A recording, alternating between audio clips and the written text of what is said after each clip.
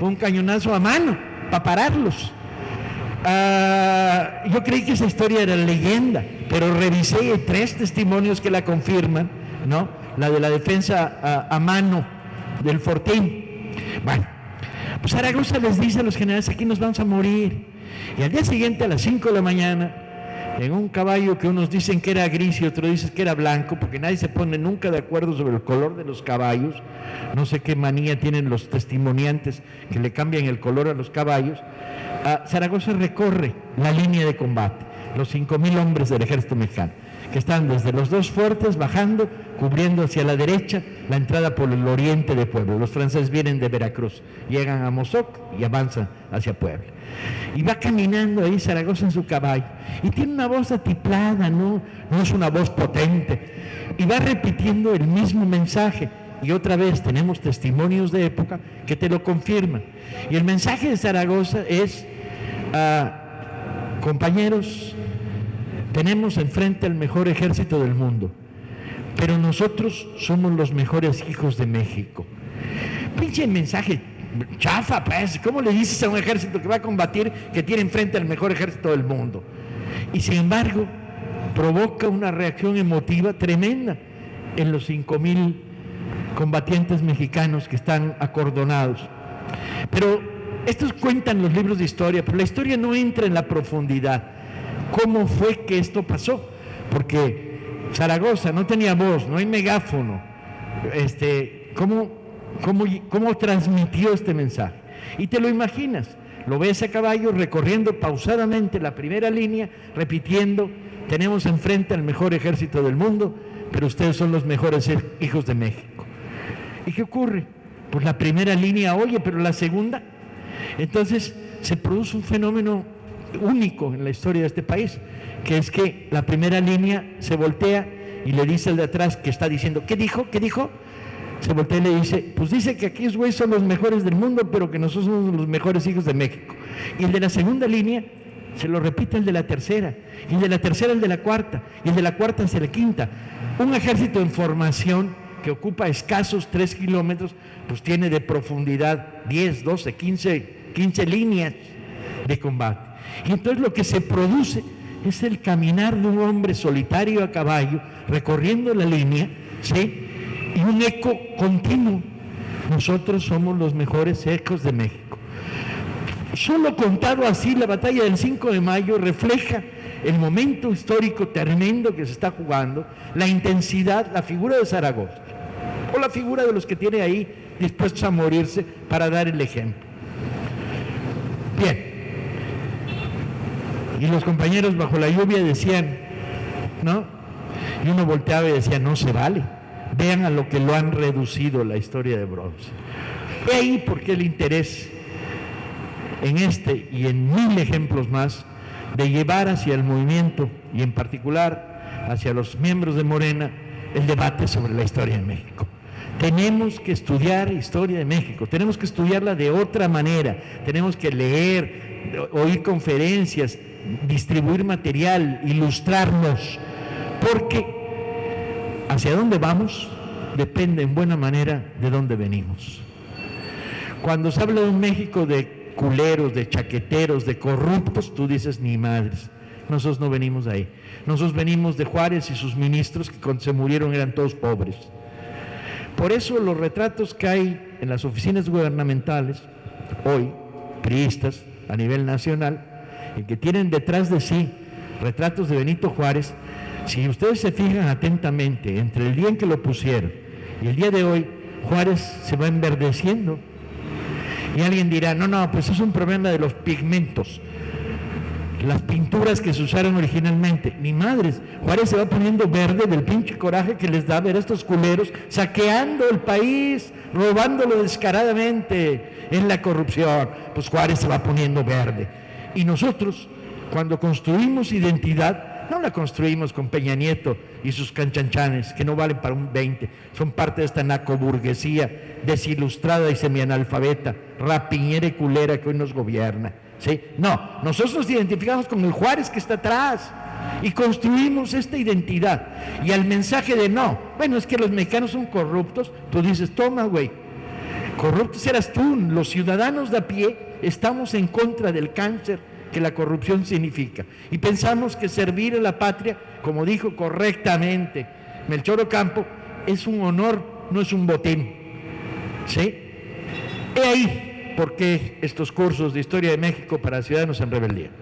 Y termino la introducción diciendo: chinga, viva los artilleros jarochos, viva Juárez, arriba mi general Ignacio Zaragoza. Y me pongo de pie para celebrar que venimos de lo mejor de la historia de este país y no de lo peor. Muchas gracias.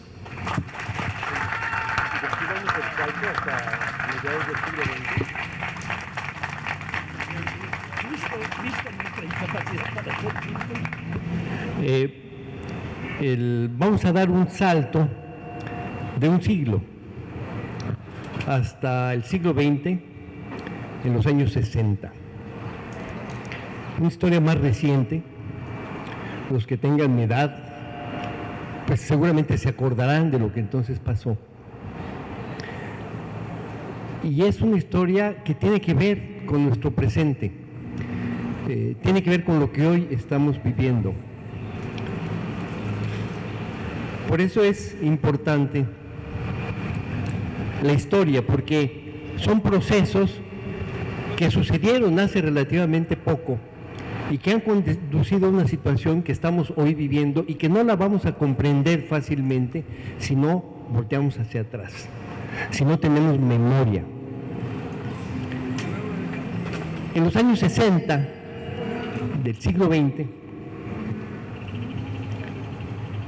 México vivía una aparente situación de crecimiento, no aparente, real, de crecimiento económico, de estabilidad. Se vivía todavía los años que se llamaron el milagro mexicano. Y ese milagro mexicano quería decir que había habido muchos años continuos con un crecimiento económico sostenido. 6% de crecimiento anual durante más de una década.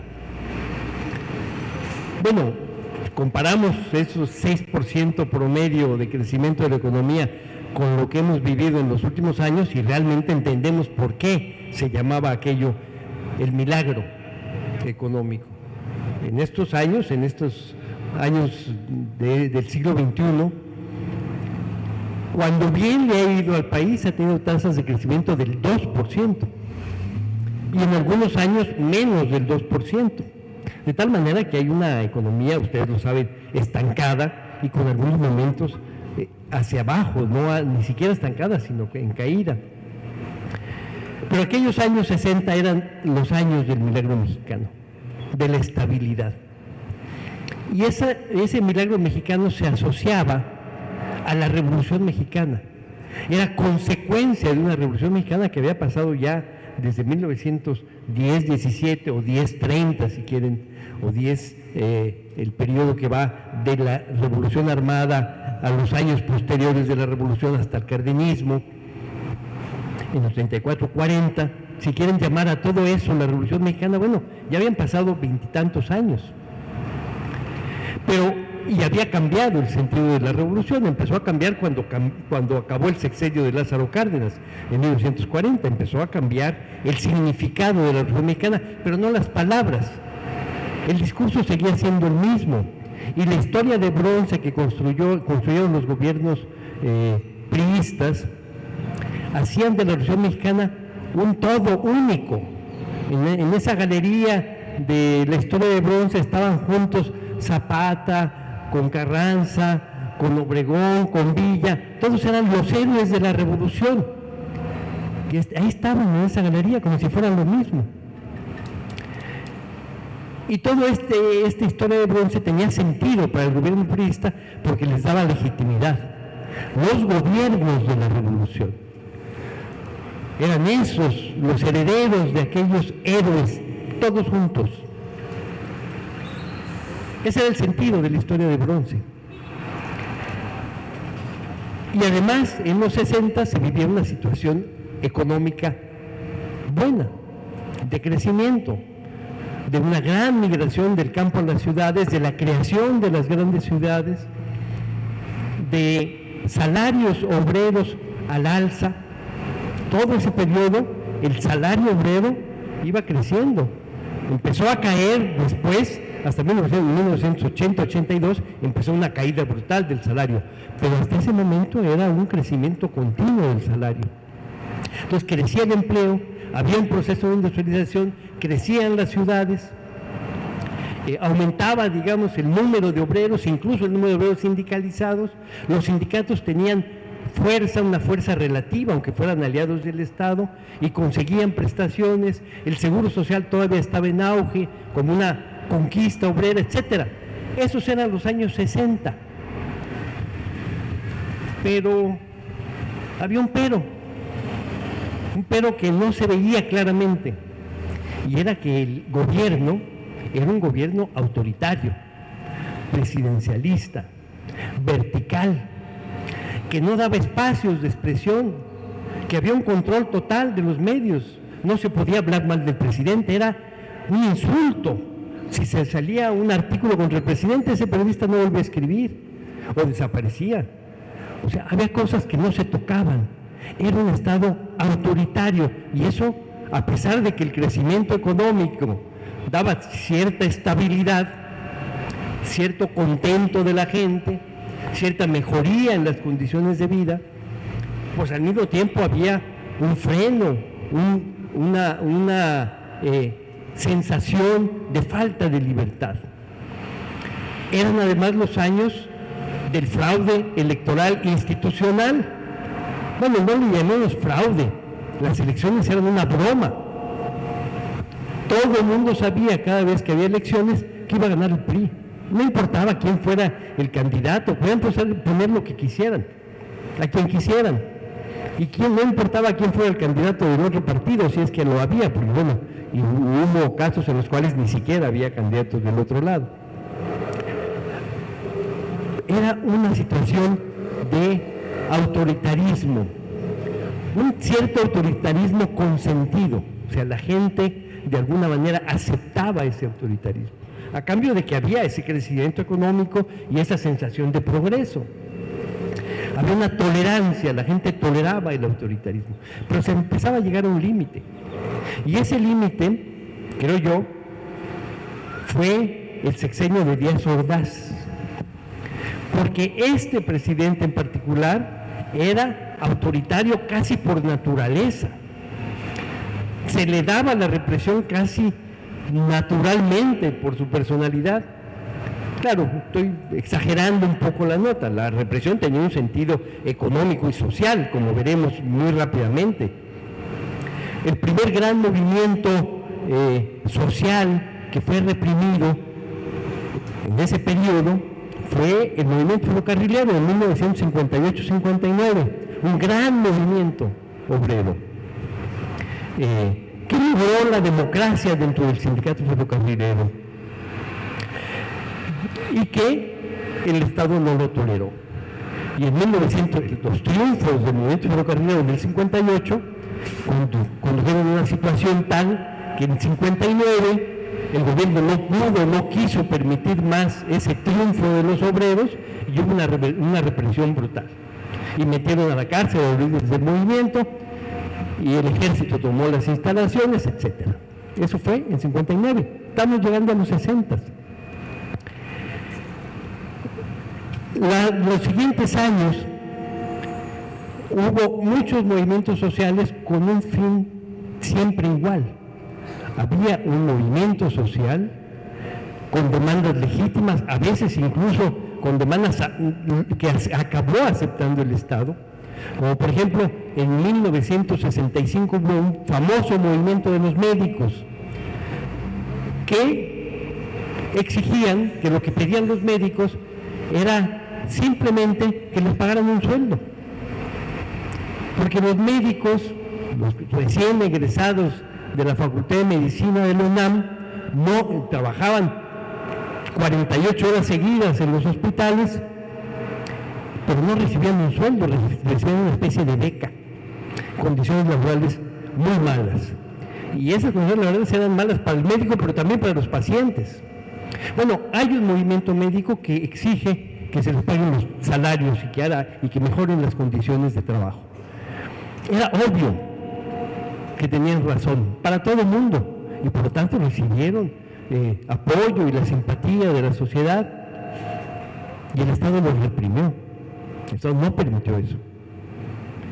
Pero una vez que los reprimió, concedió las demandas que estaban pidiendo, pero primero reprimió. Y esta era un poco la lógica, el autoritarismo, el no permitir que la gente se organizara independientemente para luchar por algo, el utilizar al ejército o a la policía para evitarlo, aunque al final acabaran concediendo la demanda del movimiento, pero bajo las condiciones como concesión del gobierno, no como victoria del movimiento, sino como concesión del gobierno.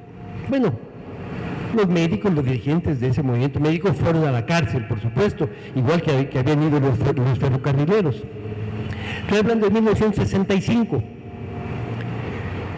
En el 68 hay el gran movimiento estudiantil, un estallido que nadie esperaba. De pronto, en julio de 1968, por una serie de circunstancias, hay una represión de la policía, de los granaderos, a un movimiento del Politécnico, de los estudiantes del Politécnico, que protestaban por una cosa que aparentemente era intrascendente, no intrascendente, pero no muy importante, que era que había habido una violación de una de las escuelas vocacionales del centro de la ciudad.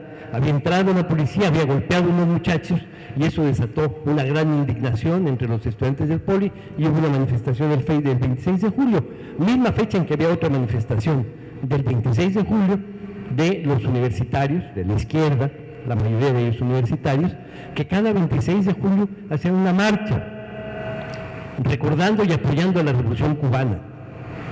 Era casi una tradición ya esa manifestación. Bueno, coincidieron estas dos manifestaciones y estas dos manifestaciones, por una serie de circunstancias, deciden irse hacia el Zócalo y cuando están a punto de llegar al Zócalo, a una cuadra, salen los policías, los granaderos y reprimen la manifestación. Y esa represión unifica a todos los estudiantes de la ciudad y del país después en torno a una protesta. Ese es el movimiento del 68. Bueno, después de la represión a esa manifestación del 26 de julio, unos días después, interviene el ejército de manera absurda, va al centro de la Ciudad de México, disparan contra la Preparatoria 1 una bazuca, con un bazucazo, tumban la puerta de la Prepa 1, violan la autonomía de la manera más violenta posible y absurda también, y eso es lo que desata el movimiento. Al día siguiente hay un mitin en Ciudad Universitaria, encabezada por el rector, y en ese acto el rector convoca una marcha enorme de los estudiantes que protestan por la violación a la autonomía universitaria y porque además en esa violación había habido muchos estudiantes golpeados y probablemente algunos muertos. Empieza un movimiento y durante 2 meses, del 26 de julio, todo agosto y todo septiembre, va a ser un movimiento que va creciendo cada vez más, va sumando a estudiantes de otras universidades, de otros estados, no solamente del DF, al momento de que se convirtió en una gran crisis política para el gobierno. El gobierno enfrentaba un movimiento que no podía controlar, que cada vez que respondía de manera muy torpe con la represión, y en lugar de disminuir el movimiento aumentaba, crecía, cada vez tenía mayor fuerza, mayor simpatía, cosechaba simpatías entre la población. Y con el pretexto de que estaba por inaugurarse las Olimpiadas, que era el gran momento de este México progresista, en que iba a presentar una cara frente al mundo como un país moderno, progresista y con justicia social, pero resulta que había un movimiento que estaba diciendo otra cosa. Este es un Estado autoritario, utiliza a la policía para reprimir los movimientos sociales, mete a la cárcel a los dirigentes auténticos de los movimientos sindicales, y esa es la cara que se estaba presentando en ese momento. Y el gobierno dijo y promovió la idea de que era un movimiento cuyo objetivo real era entorpecer la organización de las Olimpiadas, crear una mala imagen del país ante el mundo, que era un acto en contra de México, pagado seguramente por extranjeros, etc. Bueno, el movimiento se desarrolló siempre hacia adelante, siempre creciendo, siempre con mayor fuerza, y en un momento en el cual la rebelión juvenil y estudiantil era mundial, no solamente era en México. Había habido un gran movimiento con gran influencia mundial en Francia, en París, había habido movimientos estudiantiles en toda Europa occidental, había un gran movimiento estudiantil en Estados Unidos, que entre otras cosas peleaban contra el reclutamiento para ir a la guerra de Vietnam. Era el momento de la defensa heroica de los vietnamitas frente a la invasión norteamericana. Era un momento de gran rebeldía, esos años, fines de la década de los 60. Y terminó, como ustedes saben, ese movimiento con una tragedia. El gobierno acabó reprimiendo con el ejército a una manifestación, a un mitin pacífico el 2 de octubre en Tlatelolco, y asesinaron a muchos participantes de ese mitin. No sabemos cuántos, no lo sabremos nunca, seguramente cuántos exactamente murieron. Se habló de 400, de 500. El gobierno intentó disminuir el número para disminuir también su desprestigio, cosa que no logró. Un gran desprestigio para el gobierno mexicano, nacional e internacional, una verdadera y profunda crisis política. En medio de esta situación aparente de crecimiento económico y de un país progresista y con creciente justicia social, en realidad mostraba la otra cara. El movimiento estudiantil fue reprimido violentamente, fue derrotado por las armas, pero no fue derrotado políticamente. Por el contrario, políticamente el que ganó fue el movimiento estudiantil, aunque haya puesto los muertos. Fue un triunfo moral frente al Estado, y el Estado no se repuso de eso. El siguiente presidente, que fue Echeverría, intentó deslindarse de Díaz Ordaz justamente porque estaba cargando con todo ese desprestigio. Y entonces inventa una tesis, la tesis de la apertura democrática, y la tesis de inicio del gobierno de Echeverría es: el mío va a ser un gobierno de apertura democrática, que era como tratar de poner una raya entre ese autoritarismo de Díaz Ordaz y la nueva era echeverrista, que sería distinta. Bueno, esos estudiantes fueron reprimidos, no desaparecieron del escenario, fueron reprimidos, se metieron otra vez a las escuelas, durante 2 años no salieron a la calle, hasta el 71, pero esos muchachos que participaron en el movimiento siguieron siendo gente políticamente activa, aunque con miedo frente a un Estado represor. Era un movimiento, era gente, eran cientos de miles de estudiantes políticamente activos. Y entonces estos estudiantes volvieron a participar años después en muchos otros movimientos.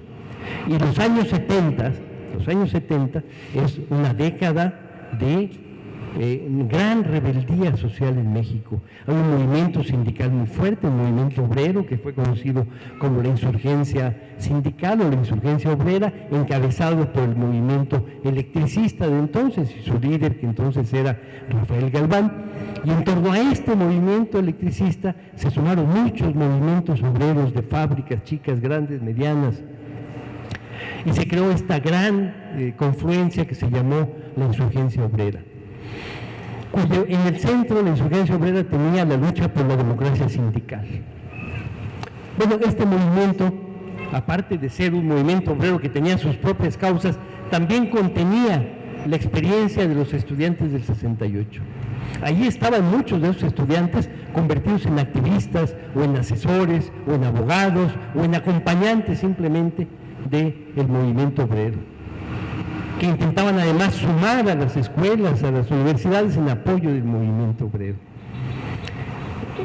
Y también aparecieron por otros lados estos activistas del movimiento estudiantil reprimido, aparecieron en el movimiento campesino. Los años 70 es una década de un gran auge del movimiento campesino que se distinguió por las ocupaciones de tierras. Se intentaba decirle a los campesinos: ya no hay tierras que repartir, ya se repartió todo, ya no existen los latifundios, y los campesinos salieron en todo el país hubo ocupaciones de tierras, porque dijeron, no, latifundios todavía hay, y están aquí, y ocuparon las tierras. En Chihuahua, en Nuevo León, en Guanajuato, que fue uno de los estados que hubo más ocupaciones, en Hidalgo, en Veracruz, desde luego, en 22 estados de la República hubo ocupaciones, miles de hectáreas ocupadas por los campesinos. Casi todas fueron desalojadas por el ejército. Pero había una lucha ahí que estaba mostrando que no se podía simplemente, por una decisión autoritaria del gobierno, acabar con esa reforma agraria que venía justamente de los años de la Revolución y del cardenismo.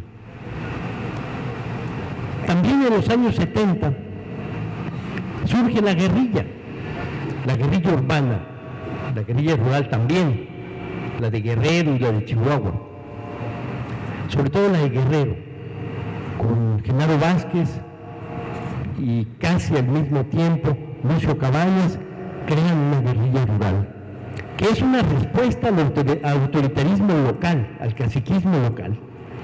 Al principio es una guerrilla de autodefensa en contra de los caciques que tienen una lógica de imposición violenta. Pero hay otro tipo de guerrilla que está vinculado con los movimientos estudiantiles, la guerrilla urbana. Y en esos años 70 hubo no menos de 54 organizaciones de guerrilla urbana. Casi todos los miembros de esos grupos eran exestudiantes que habían vivido la represión del 2 de octubre y después la represión del 10 de junio, que dijeron, ya no hay camino político, democrático para cambiar el país, vámonos a tomar las armas. Y tomaron las armas. Y esos guerrilleros fueron también derrotados militarmente, con lo que se llamó la Guerra Sucia. Fueron aplastados, perseguidos, desaparecidos. Si detenían a uno, no lo juzgaban, lo desaparecían, no lo asesinaban. Eso es lo que se llamó Guerra Sucia. Los 70 entonces junta todo esto. Es como el eco del movimiento estudiantil de un lado y las propias condiciones que están viviendo estos sectores, y hace que surja esta gran década de rebeldía de todos los sectores, campesinos, obreros. Surge el movimiento urbano popular porque las ciudades han crecido de manera muy desordenada y hay organizaciones que naturalmente surgen en las nuevas poblaciones para exigir condiciones urbanas aceptables, servicios, etc. Todo eso nace en los 70. Y en los años 80 han sido derrotados casi todos estos movimientos. Todavía hay movimiento sindical, desde luego, independiente, pero ha sido golpeado fuertemente. Todavía hay movimiento campesino, pero ha sido golpeado fuertemente. Surge el movimiento urbano popular, que en el 85, después de los terremotos, a causa de los terremotos, se ve, digamos, estimulado, fue como un nuevo impulso al movimiento urbano popular, producto de los terremotos de la Ciudad de México, que no solamente sacudieron el piso, sino que sacudieron a la estructura política nacional y provocó organización popular para enfrentar la situación que se vivía y que el gobierno no fue capaz de responder a esa emergencia. Y eso nos lleva a una fecha, a un año, que es 1988. Empezamos esta historia en 68 con esta rebelión estudiantil, con sus antecedentes del movimiento ferrocarrilero, movimiento médico, etc. Empezamos en el 68, vemos que hay un gran auge de los movimientos populares durante los 70 y principios de los 80, y llegamos al 88. Y el 88 es la gran rebelión cívica. La gente sale por primera vez a votar, porque había elecciones todo ese tiempo, pero eran las elecciones que eran una broma. Y en el 88, pues todo el mundo creía que sucedería otra vez lo mismo, que sería una especie de mascarada, que ganarían los candidatos del PRI fácilmente. Pero esta acumulación de energía social, de estos movimientos reprimidos, que la gente es reprimida, pero no es suprimida, toda esta carga se va a manifestar inesperadamente en el 88 en las elecciones con un candidato, que es Cuauhtémoc Cárdenas, que agrupa por primera vez a todas las fuerzas de izquierda en el Frente Democrático Nacional, y que para sorpresa de todo mundo, Cuauhtémoc Cárdenas gana las elecciones del 88. El gran fraude electoral que no reconoció el triunfo de Cuauhtémoc Cárdenas, el candidato de la izquierda, y le dio la presidencia a Carlos Salinas de Gortari. Este periodo sienta las bases para una nueva forma de actuar. Por primera vez, después del 88, las elecciones tienen sentido. Y el PRD nace con esa esperanza en el 89, nace con la esperanza de utilizar las elecciones para provocar la transformación que no se ha logrado provocar por los otros métodos. Las elecciones cambian de sentido y son una esperanza entonces, y el PRD es quien representa a toda esa gran izquierda, a toda esa fuerza de los movimientos sociales que se acumuló durante todo ese tiempo, y conduce quizá al momento más álgido de este neocardenismo, a 1997, cuando por primera vez el PRI pierde la mayoría en las cámaras y el gobierno de la Ciudad de México lo gana Cuauhtémoc Cárdenas, otra vez candidato, gana la jefatura del gobierno de la Ciudad de México.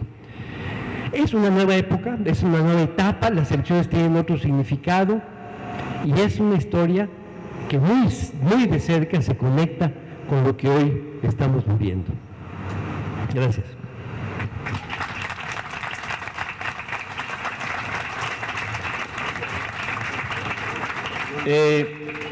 En la historia de estos 20 años que acaba de contar Paco Pérez Arce, muy apretadamente, en realidad es como parte de lo que tratamos de hacer nosotros, una invitación a leer.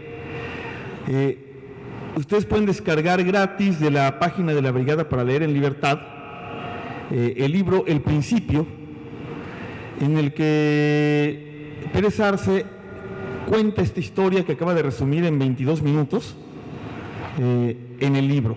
En esos 22 minutos cuenta cómo el 68 marca la ruptura, el inicio del fin del régimen, y cuenta cómo se van acumulando los movimientos guerrilleros, campesinos, urbanos, populares, obreros, que lo que en realidad muestran es que ese aparente milagro priista, el aparente milagro económico mexicano, ocultaba bajo la violencia del autoritarismo la exclusión, la represión, la pobreza de las mayorías. Y cómo estas mayorías van encontrando causas de organización, fundamentalmente, me parece a mí, durante estos 20 años, en los movimientos sociales, el obrero, el campesino, el estudiantil, el urbano popular, el indígena, pero también en los partidos políticos de izquierda. El Partido Comunista Mexicano, que se fusionó con varios más para convertirse en el Partido Socialista Unificado de México, que se fusionó con varios más para convertirse en el Partido Mexicano Socialista, el Partido Revolucionario de los Trabajadores, el Partido Mexicano de los Trabajadores y algunos otros. Gracias. Lo que esa historia puesta ahí resumida, que acaba de resumir Paco, está contada en ese libro que ustedes pueden descargar, El Principio, y pueden después discutir para poder profundizar en eso. Y lo que ocurre en el 88, en la coyuntura de 1987-88, es un fin de régimen, ¿sí? El pueblo de México echó a patadas al PRI a través del mecanismo que hasta entonces había sido una burla, las elecciones.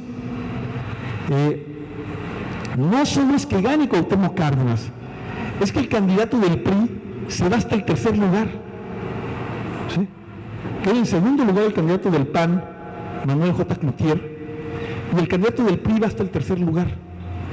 Pero el PRI da un golpe de Estado técnico, un golpe de Estado real, dado que todos los mecanismos electorales estaban en manos del gobierno. El gobierno silencia todos los mecanismos de control de las elecciones, los calla, comete un fraude electoral que en realidad es un golpe de Estado. Y sin embargo, y este golpe de Estado no hace que siga existiendo el PRI tal como era, sino que obliga a cambiar drásticamente el régimen político. El 88 significa el fin de la era priista. No importa que el partido que actualmente gobierna se siga llamando PRI, y no importa que el canalla soquete que nos gobierna sea ahijado político de un gobernador del Estado de México, sobrino de un exsecretario de Estado y que pertenezca incluso en términos familiares a la misma estirpe del PRI. En realidad, en el 88 el régimen priista fue echado a la calle por el país y por el pueblo, y en lugar de que suba al poder el gobierno que el pueblo quería, sube al poder un grupúsculo tecnócrata apoyado por los poderes fácticos y por la fuerza. Y este nuevo régimen, al que para entendernos le vamos a llamar neoliberal, cambia las reglas fundamentales de la era priista. Por eso hay que entenderlo, aunque se siga llamando PRI, como un nuevo régimen, ¿sí? Primero, el PRI fue echado, pues, por la confluencia en 1988 del movimiento social, de la izquierda política, de la escisión nacionalista del PRI que encabeza Cuauhtémoc Cárdenas, Porfirio Muñoz Ledo y otros personajes como Andrés Manuel López Obrador, ¿sí? Y por una enorme cantidad de ciudadanos que nunca se habían metido en política, pero que ven la posibilidad de echar al PRI y participan, y como bien dice Paco, van a votar, acuden a las urnas. Y entonces lo primero que hay que entender es que hay un golpe de Estado. El fraude electoral es para mí un golpe de Estado. La imposición de alguien que no tenía ninguna fuente de legitimidad. Y este señor que es impuesto a través del golpe de Estado, Carlos Salinas de Gortari, cambia la legitimidad del régimen, ¿sí? Hasta entonces el PRI se mantenía con base en tres discursos. El PRI gobernaba y convencía a la mayoría de los mexicanos de que gobernaba por tres cosas. Porque el PRI se decía que era heredero de la Revolución Mexicana y un uso mafioso del discurso histórico, según el cual los licenciados priistas eran herederos de Hidalgo, de Juárez y de la Revolución Mexicana. ¿Sí? Usaban el discurso histórico de manera mentirosa para justificar su presencia en el poder. La segunda razón por la que decían que tenían derecho a gobernar es por la eficacia económica. ¿Sí? En 1982 el régimen priista tenía casi 50 años en los que se había mantenido durante esos casi 50 años cerca de 7% de crecimiento anual de la economía, y decían que además ese crecimiento anual de la economía salpicaban y había salario mínimo y había seguridad social, etcétera. Sí la había, pero también se nos olvida a veces cuando hablamos de esa época que del 35 al 40% de los mexicanos estaban excluidos de esos beneficios, ¿sí? Pero el crecimiento sostenido les permitía mentir y decir que la eficacia de la conducción económica era la razón por la cual tenían derecho a gobernar. Y mucha gente se lo creía. Y la tercera razón era la eficacia política.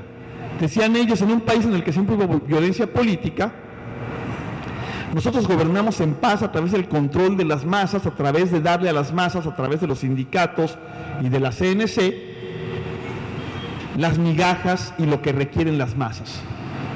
¿Sí? Estas tres cosas se caen en los años 80. En los años 80, el gobierno de Miguel de la Madrid deja de usar el discurso de la Revolución Mexicana. Y las pocas veces que lo usa, nadie puede creerle que sea a Miguel de la Madrid y a los tecnócratas que gobiernan con Miguel de la Madrid, encabezados por Salinas, nadie puede creerles que de ninguna manera desciendan de Pancho Villa o de Zapata, y ni siquiera de Madero o de Carranza. ¿Sí? La eficacia económica se cae. Hay una inflación acumulada de 1982 a 88 de más del 3,000%. ¿Sí? Las tasas de desempleo, las tasas de crecimiento económico son devastadoras y grandes masas del pueblo se van empobreciendo. Entonces, ¿cuál es la eficacia económica? Ya no funciona. Y el control político, que era ficticio, también se cae. Este se había venido cayendo desde 68, ¿no? O sea, este crecimiento de la organización social del movimiento obrero, del movimiento campesino, del movimiento estudiantil que nos acaba de contar Paco, en realidad ha quitado al pueblo de México del control político vertical y autoritario del PRI, o a buena parte del pueblo. Y entonces todo esto se expresa en la derrota electoral del PRI. ¿Y qué hace entonces el nuevo presidente? El nuevo presidente abandona estos discursos, abandona el proyecto económico favorable a la burguesía nacionalista, pero que salpicaba al pueblo, mete el modelo económico abiertamente neoliberal dictado por los grandes poderes económicos mundiales. Entonces hay un cambio radical de modelo económico, mete lo que ahora llamamos neoliberalismo y empieza la destrucción de los derechos sociales, ¿sí? Se inicia la destrucción de México como Estado de derechos para convertirlo en un Estado de individuos en competencia. Se inventa un discurso de legitimación basado en lo electoral. ¿Sí? Yo gobierno porque gané las elecciones y entonces lo electoral se convierte en lo central. Y en un discurso de yo gobierno porque atiendo a los pobres a través de programas asistenciales que en aquel tiempo se llamaban Solidaridad y luego han tenido diversos nombres, Progresa, etcétera, ¿no? Ya ustedes los conocen, ¿sí? Pero que son lo mismo, ¿sí? Y con esto termino. Hablamos de un cambio de régimen, o hablo yo de un cambio de régimen, porque el PRI decía que era heredero de la revolución, porque era distinto del liberalismo. Y el PRI siempre había dicho que los 4 grandes artículos de la Constitución que hacían del régimen priista un régimen revolucionario eran el 3º, el 27, el 123 y el 130. Bueno, pues el licenciado Salinas, el gobierno del licenciado Salinas, se encargó de alterar drástica, profunda, irremediablemente esos 4 artículos constitucionales, ¿sí? Durante la sesión de Salinas se hizo una reforma del artículo 3º constitucional que destruyó la obligación del Estado federal de impartir educación pública, que federalizó la educación pública y que inició el declive sistemático de la educación, que ahora quiere rematar Enrique Peña Nieto con su llamada reforma educativa, y que si no ha podido es porque los profes movilizados no lo han dejado terminar de hacerlo. El artículo 27, Salinas hizo una reforma en la que terminó con la reforma agraria y permitió la creación del latifundio ya no disfrazado sino latifundio real y de la empresa agrícola, y esa destrucción de la reforma agraria como obligación del Estado, ese fin de la reforma agraria y esa legalización del neolatifundio fue terminada por el nieto político de Salinas, que se llama Peña Nieto, con la reforma energética, que es la mayor traición posible a la patria a través de la entrega de los recursos del subsuelo que el artículo 27 había reservado para la nación. Entonces, nada queda del artículo 3º ni del 27 originales. Con el 123 ocurrió lo mismo.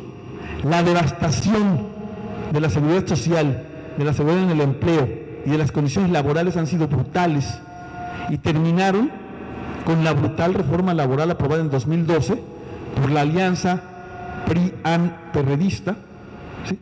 Todavía en el último mes del gobierno de Felipe Calderón, pero con la aprobación del PRI y la felicidad del PRI, ¿sí? Todos los derechos laborales conquistados por la revolución fueron tirados a la basura. En realidad ya habían sido tirados a la basura. Lo único que hizo la reforma laboral de Calderón-Peña fue legalizar lo que realmente ya ocurría, lo que ya habían venido haciendo desde tiempos de Salinas de Gortari.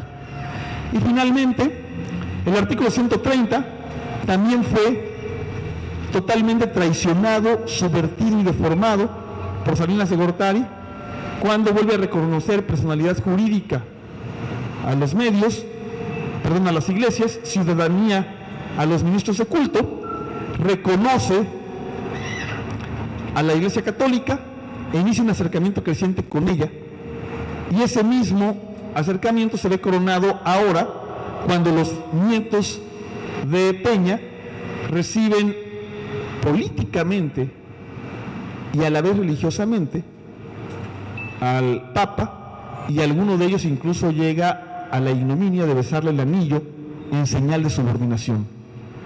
Hay, por lo tanto, otro régimen. El régimen priista, el régimen revolucionario, no existe más. Fue destruido por el mismo partido que se sigue llamando, como se llamaba aquel régimen que lo detentó, aliado con el Partido de Acción Nacional, la derecha tradicional de este país, y con la brutal descomposición de lo que pudo ser la izquierda en lo que se convirtió el PRD.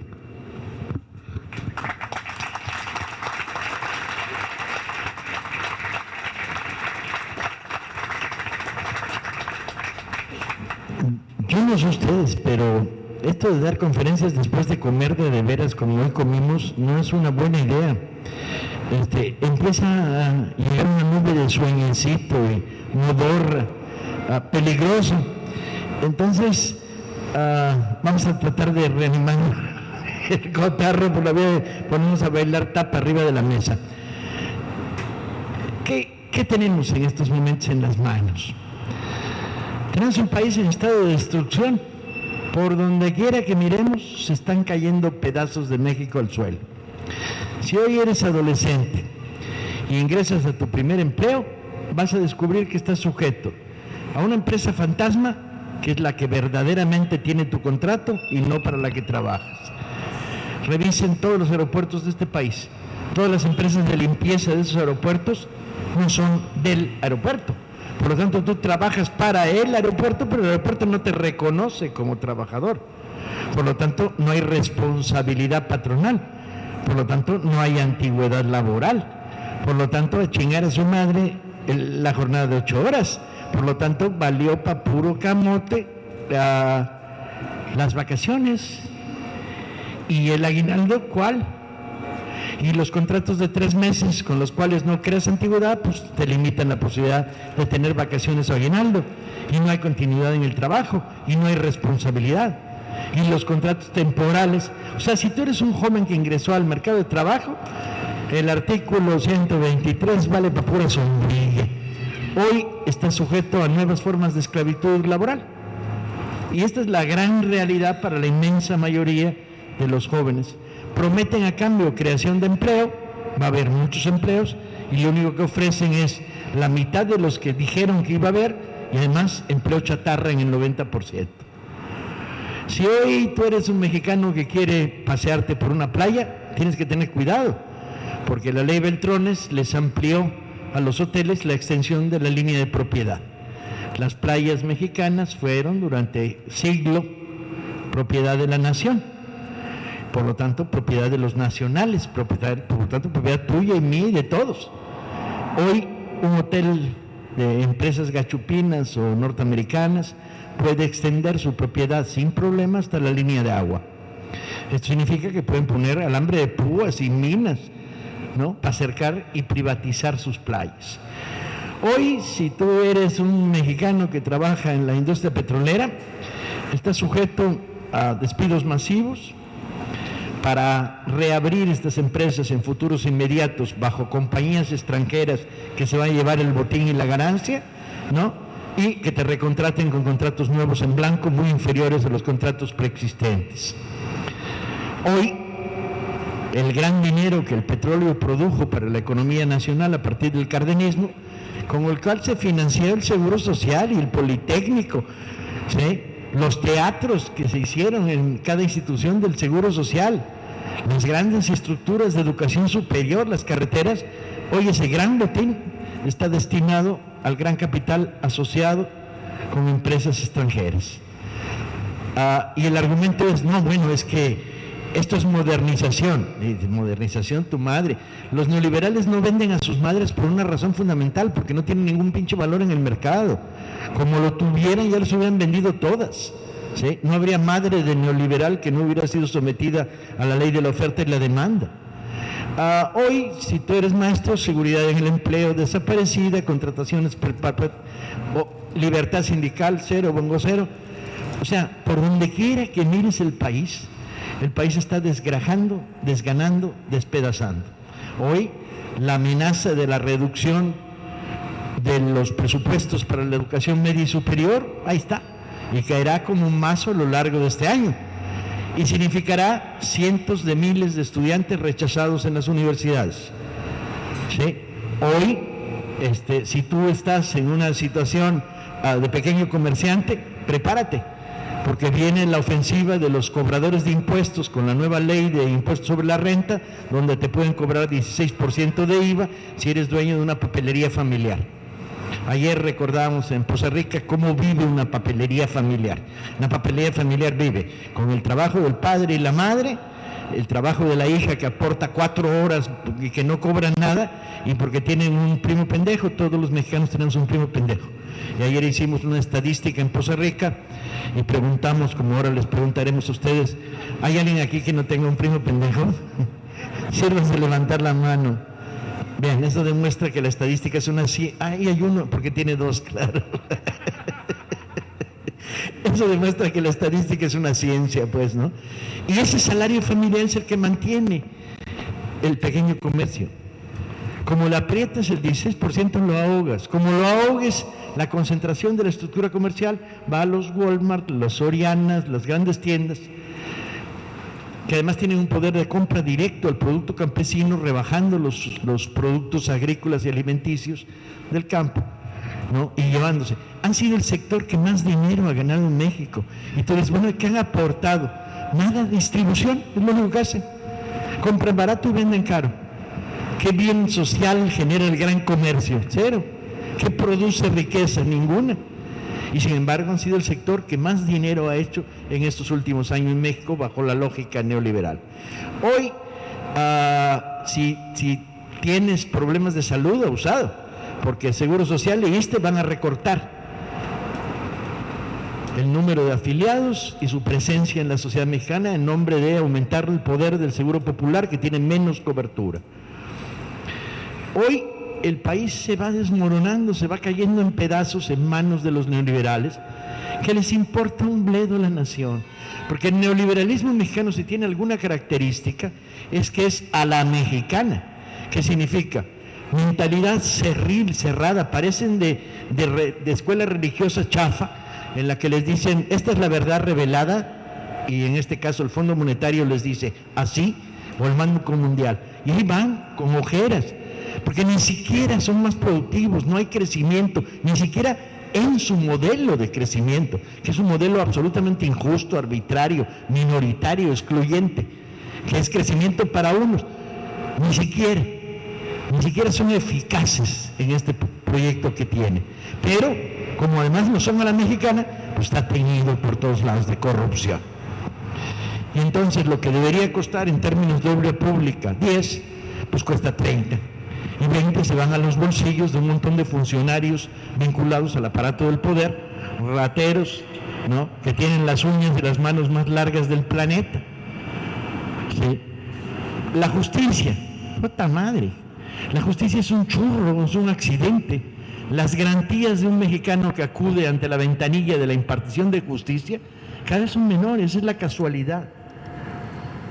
Vas pasando y te tocó la de malas. Posibilidades de defenderse, juicios con jurado, abogados honestos, ¿dónde? La seguridad nacional.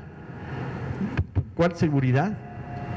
Desde que inventa Calderón, ¿no me da tantito chance para poder verlo el señor? Gracias. Gracias, muy amable. Está bien, no, vino a decir que teníamos razón. ¿Seguridad cuál? Desde el origen, y pongamos como ejemplo la guerra contra el narco de Calderón. Bueno, es un contrasentido absoluto, ¿sí? Revisémosla, pongamos la información que tenemos en orden. ¿Qué dice? Dice, hay un presidente llamado Calderón, que es un chaparrito beodo y pendejo, ¿no?, que pierde las elecciones, ¿sí?, y que se niega a lo más obvio, que es abre las casillas y recuenta los votos. Si hubieras ganado, ¿qué más quería Calderón que decirnos a los que dijimos voto por voto, casilla por casilla? Ahí está, las abrimos, las contamos. Van a tener ustedes que reconocer que gané, pero encantados, nomás ábrenlas, güey. ¿Sí? Y el 0.4% de ventaja se hubiera desvanecido, porque todos sabemos, e incluso ellos que luego quemaron las papeletas electorales, ¿sí?, que habían ganado fraudulentamente. Entonces, para encubrir el fraude electoral, declara: vamos a tener una guerra contra el narco. ¿Así? ¿Y en qué consiste la guerra contra el narco?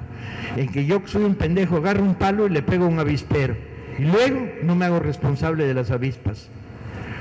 Vean cómo se diseña la guerra contra el narco. De veras, que es la suma de sinrazones más profundas en la historia de un país. Primero, ¿tengo un sistema policíaco confiable? No.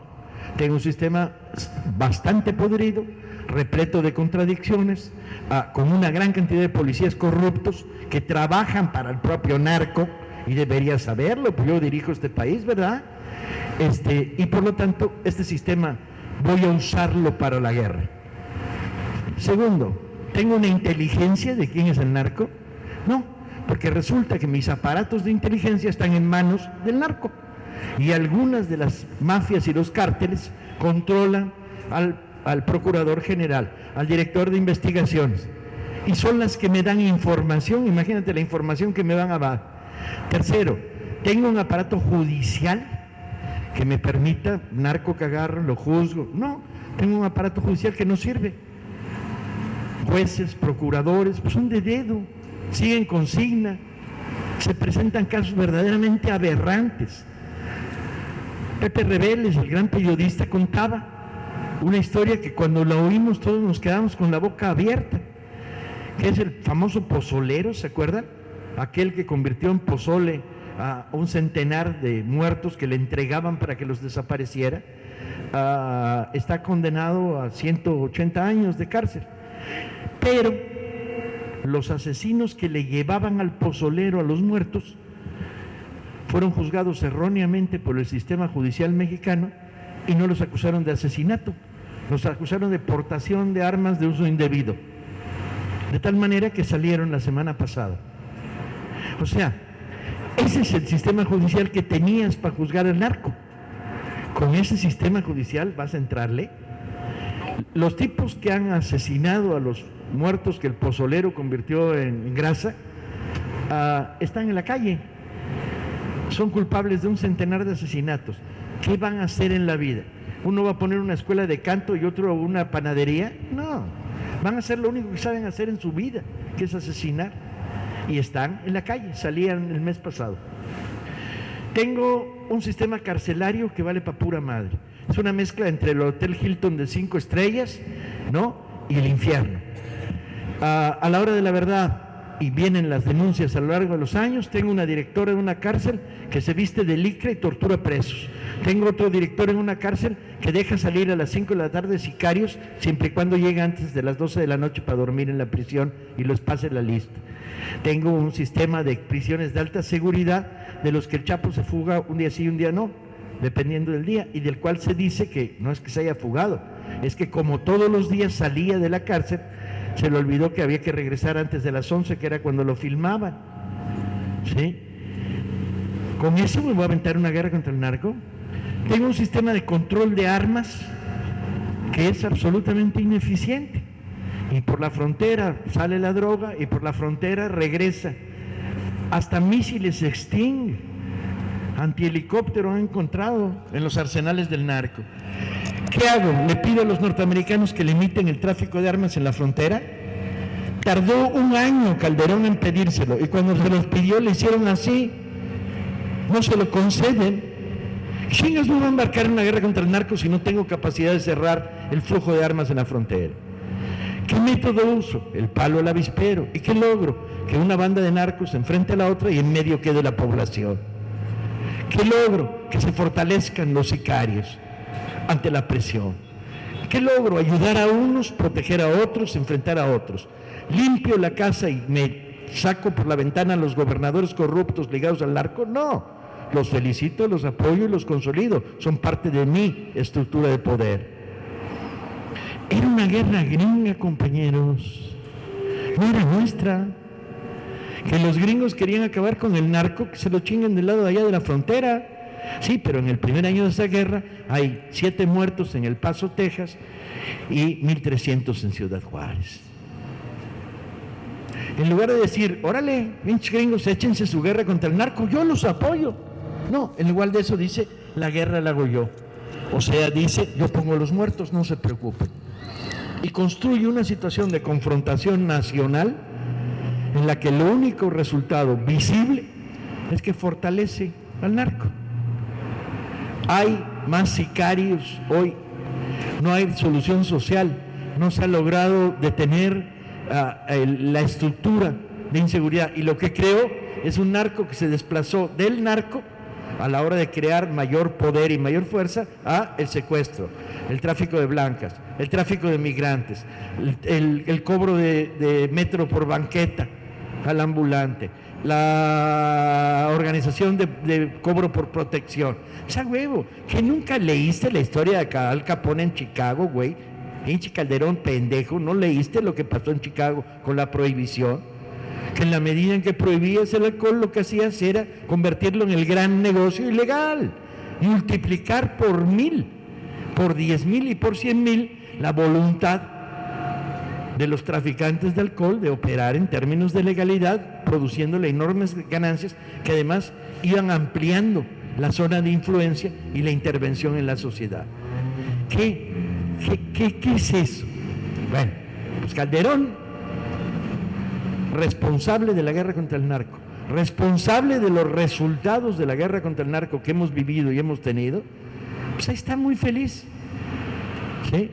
Y Peña Nieto continúa su política con una sola variante: ha disminuido la información en la prensa que controla y en la televisión. Sabemos menos porque cuentan menos, pero cambios sustanciales en términos de seguridad,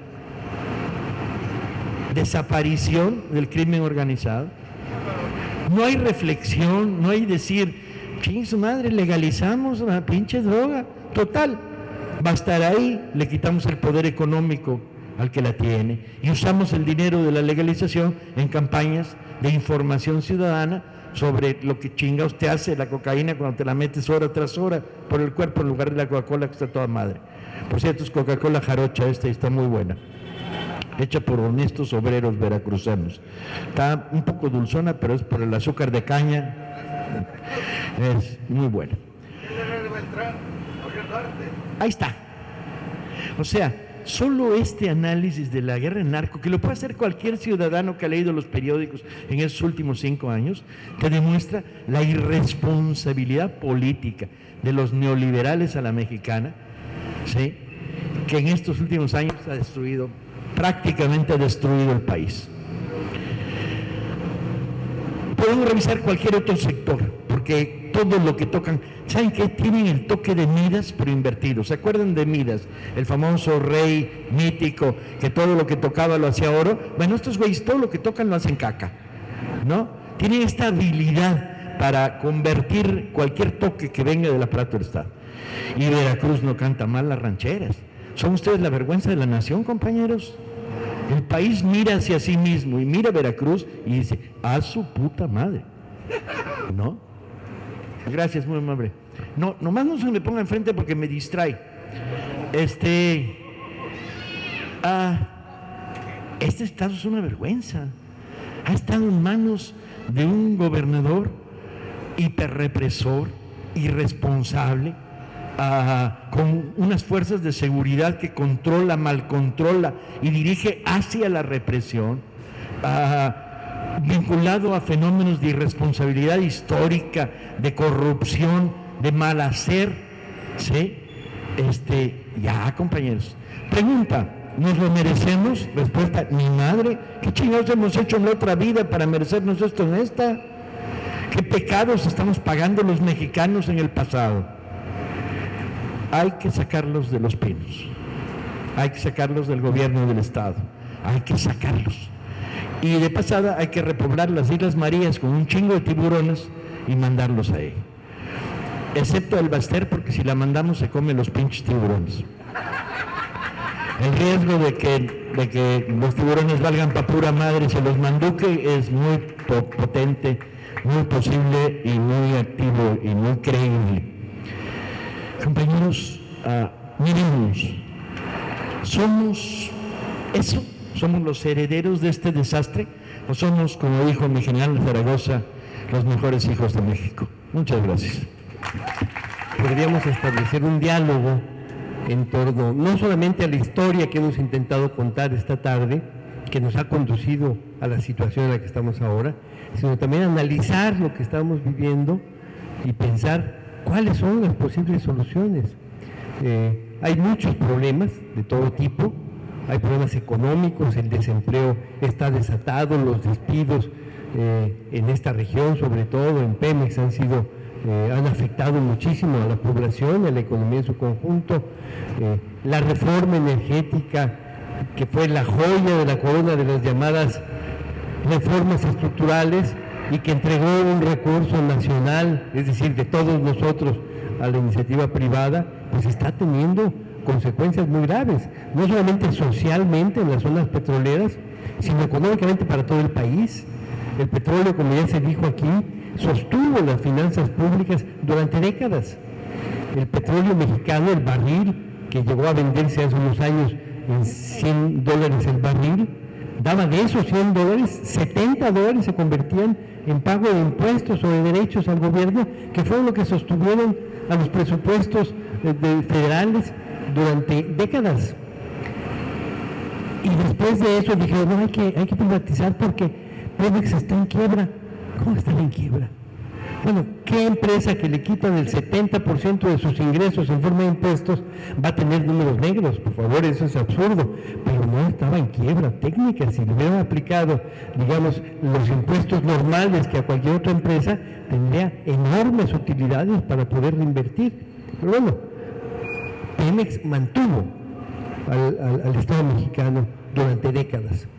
Y de pronto quieren entregar el petróleo a las empresas extranjeras, y entonces se meten en una serie de líos, porque ahora ¿cómo van a mantener el presupuesto federal? Entonces hacen una reforma fiscal para cobrarle a los mexicanos, que de por sí estamos mal, cobrarles más impuestos, para tratar de cubrir ese hueco que se está creando por la privatización del petróleo. En fin, esa es la situación en la que estamos viviendo.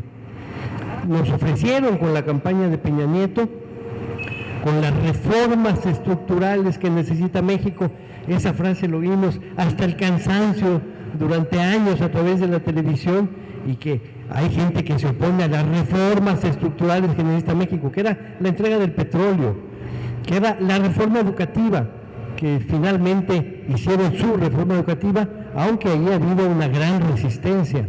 Pero la primera que hicieron, que fue la laboral, dijeron hasta el cansancio en la televisión, es que con la reforma laboral se va a acabar el problema del desempleo. Yo no sé por qué se opone a la reforma laboral, porque así van a llegar inversiones enormes y van a crear muchos empleos, y hay que hacer la reforma laboral. Y bueno, se hizo la reforma laboral y aumentó el desempleo, no disminuyó, no se crearon los cientos de miles de empleos que prometieron que se crearían con la reforma laboral. Y lo mismo está pasando con la reforma energética. Iba a resolver los problemas económicos, todo el mundo iba a tener empleo en las empresas que lleguen con magníficos sueldos y buenas condiciones. Por supuesto que no ha sucedido, no va a suceder. La situación no era eso lo que buscaban era transferir la renta petrolera, esa enorme cantidad de recursos que representa la venta del petróleo, a la empresa privada. Ese es su dogma. Eso es lo que quieren. La empresa privada es la que tiene que tener las utilidades, y quieren convencernos, y eso, que las empresas privadas transnacionales obtengan grandes utilidades, nos conviene a todos los mexicanos.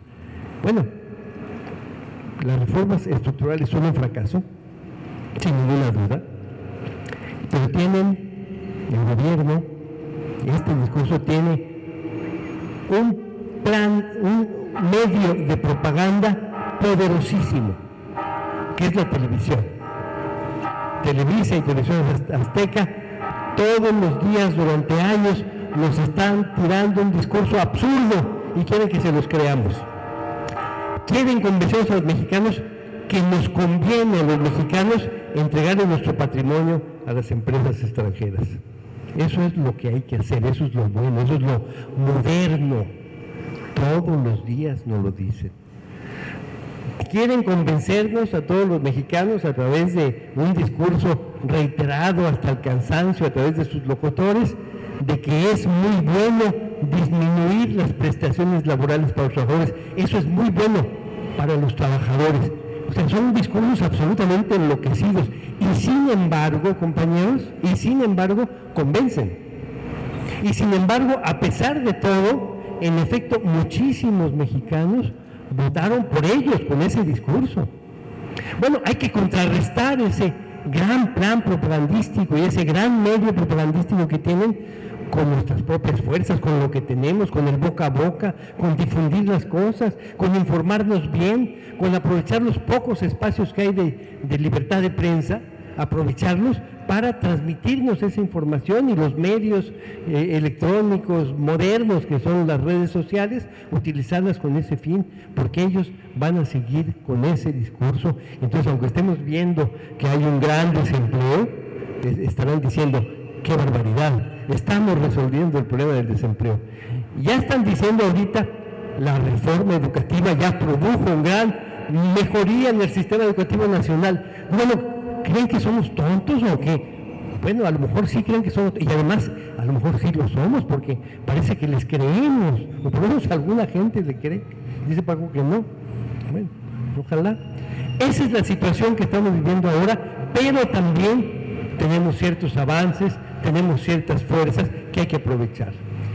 Bueno, hemos llegado hasta donde estamos ahora. Yo pienso que es momento de ponernos a conversar, a platicar, a cambiar ideas para saber cómo resolver este lío en el que está metido nuestro país. Denos una sorpresa, ¿no? Devuelvan Veracruz a la izquierda juarista, a la izquierda de la guerrilla contra Maximiliano, a las ligas agrarias del Surugalbán, chinga. Díganle al país: Veracruz es otra cosa. Ya necesitamos una buena noticia. Corran al PRI y al PAN de este pinche estado. ¿Para qué los quieren? No sirven. ¿Sí? Denos la buena noticia. ¿Sí? Y están ustedes en la coyuntura. Esperemos que la buena noticia se produzca. Y si no, no importa. Esta es una lucha lenta. Nadie nos va a garantizar la velocidad de la victoria, pero sí nos va a garantizar el que esto es inevitable. Tarde o temprano derrocaremos el proyecto neoliberal y la corrupción en México. Nadie es eterno en la historia. Esta sensación de eternidad que el PRI y sus herederos panistas y sus sucesores paístas han tratado de transmitirnos es absolutamente falsa. Denos la buena noticia, lleven a un candidato de izquierda al gobierno de Veracruz y métanles un pinche susto del que no se van a reponer en mucho tiempo.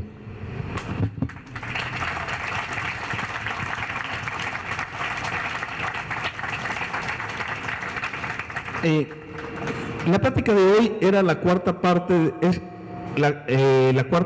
de un plan que habíamos diseñado para acordarnos aceleradamente de por qué descendemos de los indios que pelearon con Hidalgo, los rancheros que pelearon con Morelos, la nación que peleó con Juárez, los mexicanos que pelearon con Zapata y Villa. ¿Y qué significa eso? Tuvimos dos partes ayer en Poza Rica, nos saltamos la tercera parte y llegamos hoy al pasado inmediato y al presente.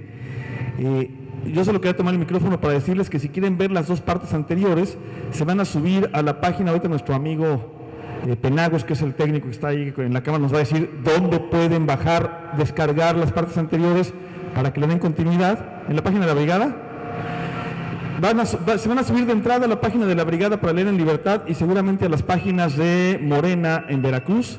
En un par de días estarán ahí para que se puedan descargar y ligar lo que habíamos dicho ayer en Poza Rica con lo que estamos concluyendo ahorita en Tuxpan, y pues les pasamos el micrófono ahora sí. Bueno, si alguien tiene algún comentario o pregunta que hacer, este es el momento. Sí, los felicito por que tratan o están ejerciendo, esparciendo, divulgando el conocimiento histórico real a la raza, ¿verdad? A toda la gente. Felicito a Paco y a Pedro por contestarle a Catón. Hace poco subí un video en YouTube comentando eso que dice Catón, que la frasecita de el respeto al derecho ajeno es la paz, que de dónde le había sacado Juárez. Y yo había leído lo que había escrito Pedro acerca de eso, ¿no? Que la frasecita está en el Manifiesto de la Nación. y pues, me han oído mentadas, ¿verdad? Los felicito y qué bueno que están aquí en Tuxpan. Gracias. Estaba recordando lo que dicen ustedes de que de voz en voz mandar a la chingada al PRI. Es una tarea titánica, difícil, por lo que ustedes todos ya sabemos, ¿no? Yo cuando tengo algunas pláticas con amigos, con familiares, siempre me gusta decirles este ejemplo por los medios de televisión, los medios de comunicación. Yo les digo, dile a alguien caballo y no pasa nada, díselo 2, tampoco 3, pero díselo tantas veces que este cabrón va a terminar por ir a comprar una silla de montar y se la ponen en el espinazo, porque así está Televisa, ¿no? En la mañana, mediodía, TV Azteca, etcétera, etcétera. Y siguiendo con un poco de humor negro, ¿no hablarán ustedes porque Diego, así del PAN y del PRI, porque Diego Fernández de Ceballos no los invitó a su cumpleaños 75? Tengo un buen consejo para usted, compañero. No intenten que la prima pendeja o el primo pendejo vote por Andrés Manuel o por Cuitláhuac. Es pérdida de tiempo. Va a terminar votando por el PAN porque se lo dijo el cura de su pueblo, o va a terminar votando por el PRI porque le dieron un pinche tinaco. No hay manera de ganar a la prima pendeja. Pero hay miles de mexicanos que sí se pueden ganar, y a los cuales explicar, platicar, contar, conversar, va construyendo conciencia. Un movimiento social se levanta sobre la conciencia, y la conciencia es información analizada, que conecta tu realidad personal con el conjunto del país. Cuando de repente descubres que no es que tengas muy mala pinche suerte, sino que el sistema está trabajando contra ti, descubres que el enemigo es el sistema, no la suerte.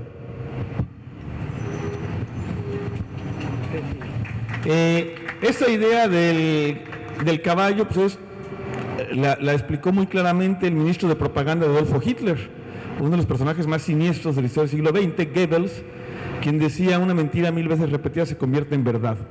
No es cierto, no se convierte en verdad, se convierte en una mentira 1000 veces repetida. Bueno, en esta línea de la necesidad de comunicarnos entre nosotros y de distribuir ideas entre nuestros familiares, incluso entre la prima tonta también, ¿no? Aunque no nos haga caso, bueno, hay que intentarlo. Yo plantearía, me gusta mucho la metáfora que acabo de escuchar de Paco, del general Zaragoza con su pequeña voz pasando frente a la primera línea diciendo la frase que quiere comunicar. Y los soldados de la primera fila se voltean y se lo dicen a la segunda fila. Y los de la segunda fila se voltean y se lo dicen a la tercera fila. Y en unos cuantos minutos, la voz pequeñita del general Zaragoza llegó a todo el ejército que iba a dar la batalla del 5 de mayo. Es una metáfora que me parece extraordinaria y que creo que eso es lo que tenemos que hacer. Imagínense que nosotros los que estamos aquí somos los de la primera línea. Tenemos la obligación de voltear y comunicárselo a los de la segunda línea. Si alguien más quiere... Sí, buenas tardes. Paco, Ignacio, usted escribió un artículo hace unos años, que fue casi una profecía, cuando hablaba sobre su experiencia como candidato y decía que el PRD le estaba vendiendo el alma al diablo por el asunto de las canicas, ¿se acuerda? ¿Nos podría platicar un poquito al respecto? Sí, fue cuando conté por primera vez cómo eran los cuadernos de Bejarano. Bejarano tiene un montón de cuadernitos donde va anotando los favores que hace y lo que le quedan a deber por esos favores. Entonces me dediqué a, cada vez que había una reunión del PRD donde iba Bejarano, yo me ponía al lado a ver qué anotaba en el pinche cuaderno. Hasta que me cachó y me decía: ¿qué andas viendo, Paco? Y no, algún día voy a escribir tu método siniestro de hacer partido, güey. Es un tipo maligno, pero con muy buen sentido del humor. Y entonces dijo: capaz, y dije: capaz sí, al año y medio se lo cumplí. El PRD se pudrió de una manera verdaderamente terrible y además nos ha hecho un daño a la izquierda en México brutal. Cortó un proceso y de repente toda la fuerza que se había construido se puso al servicio del sistema. El momento en el que PRD, con la dirección de los chuchos, firma el Pacto por México, uno dice que ole, ¿cómo es posible que un partido que se dice de izquierda, que acaba de sufrir el fraude electoral de Peña Nieto con la compra del voto, firme un pacto con la presidencia de la República? O sea, ¿hasta dónde puede llegar la sumisión, lo arrastrado y lo servil de una dirección política? ¿Sí? Vendieron el pinche alma. O sea, hay dos cosas que no hay que andarse con mucho pinche cuidado: el alma y las nalgas. Como se las entregues al enemigo, te la devuelven en mal estado, compañeros. Esa es una verdad universal como la de las primas pendejas, ¿sí? Y en este caso, pues se la vendieron al enemigo. Y eso ha hecho un daño encabronado. No solo porque nos obligó a levantar Morena desde cero, que ha sido un esfuerzo inmenso para revivir, sino porque tenemos que luchar ahora contra dos cosas. Tenemos que demostrar que somos buenos, chinga. A nadie se le juzga antes de tiempo, y sin embargo a Morena se la juzga con rollos como, no, todos los políticos son iguales. Vas y chingas a tu madre, güey. Yo no he dado una mordida jamás. Yo llevo haciendo política de... Cuando Paco habla de esos estudiantes, está hablando de nosotros, los que estamos acá. En el 68 Paco estaba en el Comité de Lucha de Ciencias Políticas, y yo en el Comité de Lucha, yo en el de Ciencias Políticas y él en el de Economía. Somos la generación del 68.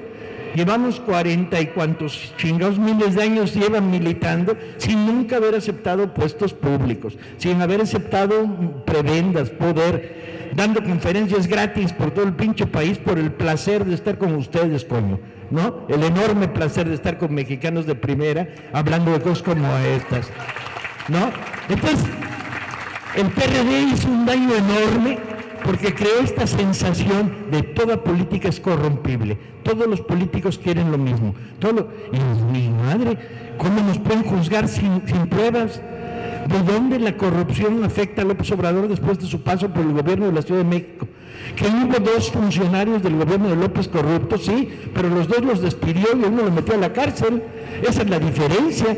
La diferencia no es que se te corrompa un funcionario en un gobierno democrático. La diferencia es lo promueves o lo castigas, ¿sí? Y estamos luchando contra esta duda que hay, ¿no? ¿Y ustedes qué?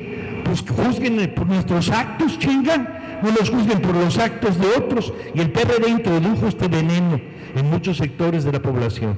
El veneno de, no, todo es igual. La consigna de no hay diferencia, la política es un acto impuro, es una consigna gubernamental que promueve la desmovilización. Su objetivo es, si todo es igual, ¿para qué me muevo? Si no hay esperanza, si da lo mismo. No, momento. Ajá. Repasemos, y de ahí por qué la historia de México se vuelve tan importante. Repasemos la historia y veamos que a lo largo de 200 años hay cientos, miles de ejemplos de comportamientos diferentes. Uno solo de los ministros de Hacienda de Juárez que se haya hecho rico, no hay. Los ministros de Hacienda de Juárez murieron todos en la pobreza, todos. Guillermo Prieto, 2 veces ministro de Hacienda, lo tuvieron que enterrar faltándole botones a su saco porque no tenía dinero para comprarlos. Entonces, ¿de dónde todos los mexicanos somos corruptos? Ahí está la historia mostrando. ¿De dónde el cañonazo de Obregón le pudo haber alcanzado a los generales de la Reforma, a González Ortega, a Zaragoza, a Mariano Escobedo? Nomás alguien que le hubiera llegado a ofrecer dinero lo hubiera puesto en el paredón de inmediato. ¿De dónde alguien hubiera podido corromper a Zapata o a Pancho Villa sin que se lo pasaran por la pinche reja instantáneamente? ¿Sí? ¿De dónde? ¿De dónde los grandes caudillos de la lucha social, los grandes dirigentes de los movimientos políticos están condenados a la corrupción? ¿Qué les pasa? La historia de México está repleta de historias de ciudadanos dignos que han mantenido su dignidad bajo presión, represión, castigo, cárcel. ¿De dónde los compañeros de Flores Magón se rindieron? ¿Sí? Con jornadas de prisión interminables, con huelgas de hambre monstruosas, condenados a vivir en los calabozos de Ulúa con el agua hasta el pecho, y aguantaron todo. No, momento, júzguennos por nuestros actos, juzguémonos por nuestros actos. En ese sentido, avanzando sobre lo que planteabas, el artículo intentaba explicar cómo lo que no puedes hacer con un partido político es una serie de concesiones pragmáticas de, bueno, con tal de avanzar 2 metros, pues negociemos. Yo asistí a un congreso, a un consejo nacional del PRD, en el cual Chucho Ortega decía, no, vamos a llevar como candidato a Veracruz a un exprocurador priista. Y yo decía, vas y chingas a tu madre, güey. No, pero es que es la única forma de ganar. Y mi pregunta era, ¿ganar quiénes? O sea, ¿qué ganas? Y esto el PRD lo ha practicado ampliamente. La lista de gobernadores perredistas convertidos en enemigos del pueblo es de este pinche tamaño. Ahí tienes a Graco en Morelos, que da pena, a Cuengo, a Joaca, por donde quiera que los mires. Y al fin y al cabo, la pinche historia es terrible. Ganar, ¿lo importante es ganar? No, lo importante son los principios, lo importante son las ideas, ¿sí? Lo importante es la definición política y no la aparente ganancia de estado de poder. El PRD se convirtió en un partido migajero. Si me das 3 pinche diles en el pueblo de no sé dónde y los sueldos de 24 funcionarios en el ayuntamiento de no sé qué, te apoyamos. Su última propuesta, vamos con el PAN. Ay, güey, ¿dónde han vivido estos 2 pinches penúltimos sexenios? ¿Dónde estaban cuando Fox diseñó la continuidad absoluta y represiva y reaccionaria del proyecto priista? ¿Dónde chingados estaban cuando Calderón inventó la guerra contra el narco? ¿Cómo es posible que planteen una alianza electoral con el PAN? Bueno, y además con Yunes, le ronca, güey. ¿Sí?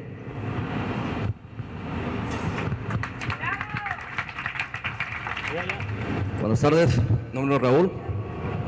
La pregunta es para ustedes, en cuestión de López Obrador, que él, yo apoyo y creo en el proyecto de él, pero veo que ha estado rodeado de gente que lo ha traicionado, gente que le ha dado la espalda, y esto se ha estado repitiendo constantemente. ¿Qué plan hay para evitar ya la traición dentro del proyecto de López Obrador?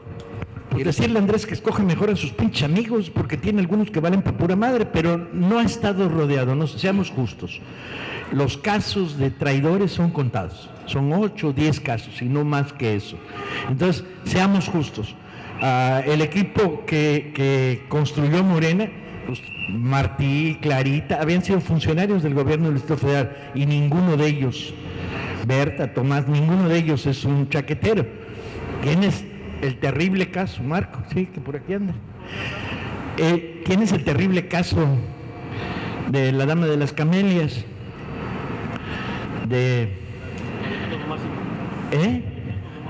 No, me refiero a la amiga de, a Rosario Robles, claro.